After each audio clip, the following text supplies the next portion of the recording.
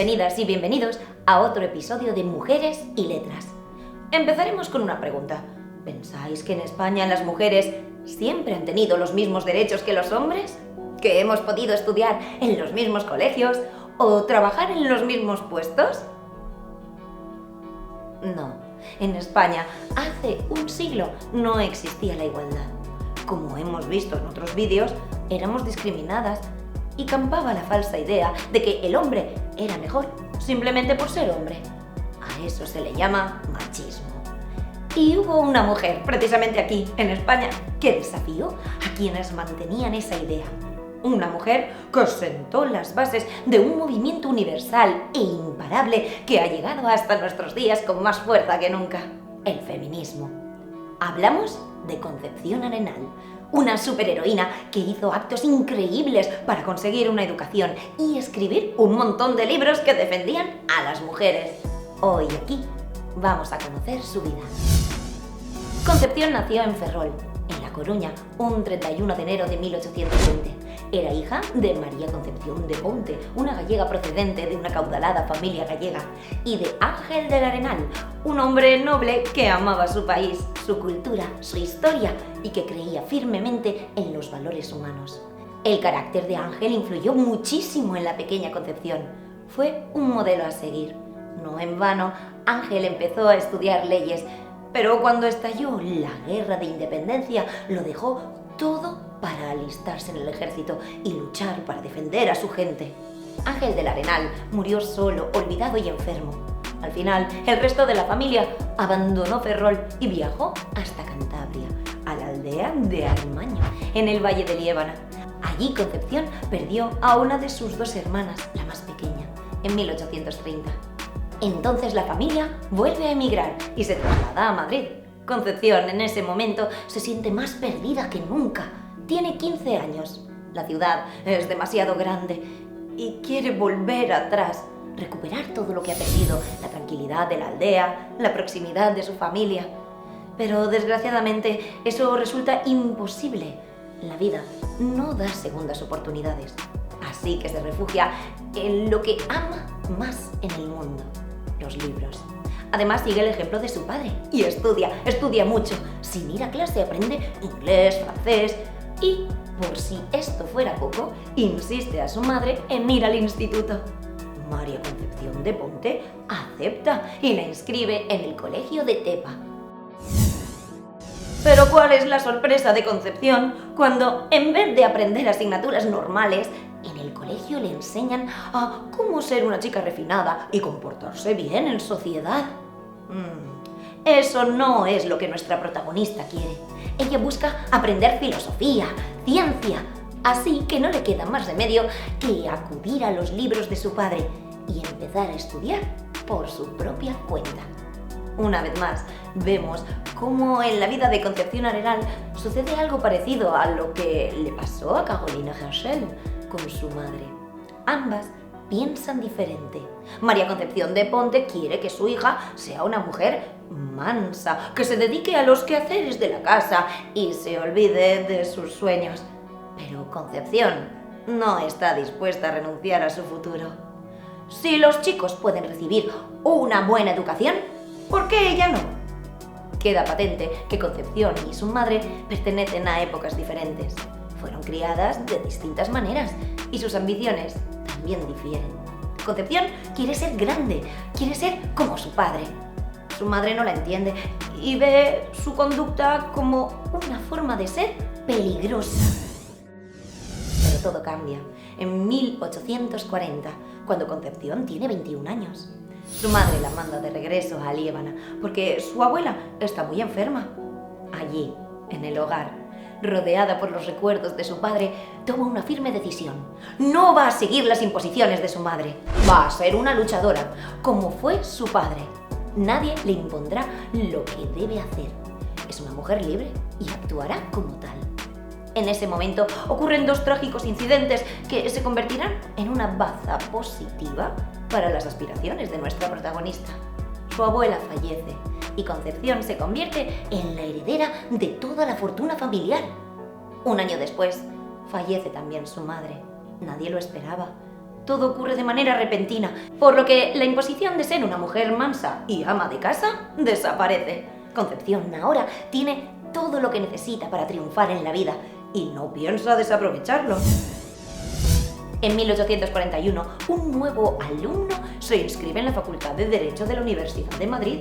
Es un alumno silencioso, que participa poco en clase, tan solo saca apuntes, estudia mucho, siempre va vestido con una levita, una gran capa y un sombrero de copa. Tiene el pelo muy corto. Por supuesto, es nuestra protagonista, que se hace pasar por un chico. En aquel tiempo estaba prohibido por ley que las chicas pudieran estudiar en la universidad.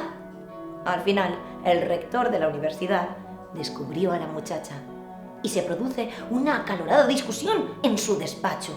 El rector quiere que Concepción abandone la universidad, pero ella se niega.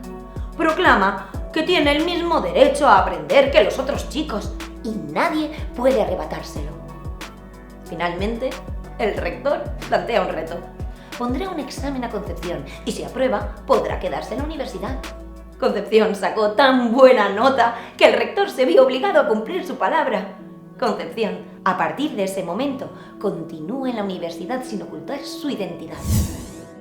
En ese tiempo, Concepción se casó con Fernando García Carrasco. Ambos, desde el principio, establecieron una relación de igualdad total en su matrimonio. Tuvieron 2 hijos, Ramón y Fernando. Cuando Fernando acudía a las tertulias políticas y literarias de Madrid, Concepción le acompañaba disfrazada de hombre, tal como hacía en la universidad. Allí discutía con todos y trataba a sus rivales como iguales. Tal es la pasión de Concepción, que acaba enfocando su carrera hacia el mundo de la literatura. Publica sus primeros poemas, zarzuelas, obras de teatro, incluso escribe artículos en prensa, siempre firmando como un hombre. Pero una vez más, cuando se descubre que ella es la autora, todo el mundo se niega a continuar publicando su trabajo y Concepción se queda sin trabajo. Durante ese tiempo, Fernando muere de tuberculosis y Concepción se queda muy triste.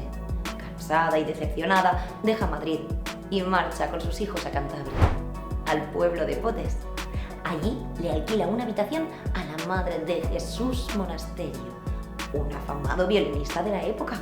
Ambos se hacen amigos y el violinista le pide a Concepción que cree una sección femenina en una asociación cultural que acaba de formar, las Conferencias de San Vicente de Paúl.